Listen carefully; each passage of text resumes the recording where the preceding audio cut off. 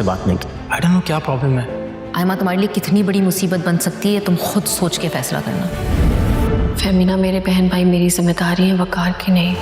उस दिन तो मैंने रोशनी की वजह से उसे बर्दाश्त कर लिया। नेक्स्ट टाइम अगर वो मेरे घर में आए तो धक्के दे के बाहर निकलवाऊंगा। आयमा वकार के लिए कितनी बड़ी मुसीबत बन सकती है ये इनमें से कोई भी नहीं जानता। और एक दिन उसने इसको रोशनी की वजह से ही बर्दाश्त किया था, लेकिन अब वो इसको मज़ीद बर्दाश्त नहीं करेगा। तो नेक्स्ट टाइम इसके घर में अगर आया तो वो इसको धक्के देकर इस घर से बाहर निकाल देगा। वकार अब आयमा को देख के बिल्कुल भी खुश नहीं होगा। आयमा अब वकार के लिए बहुत बड़ी मुसीबत बन चुकी है, जो अब इसको बिल्कुल बर्दाश्त नहीं करेगा।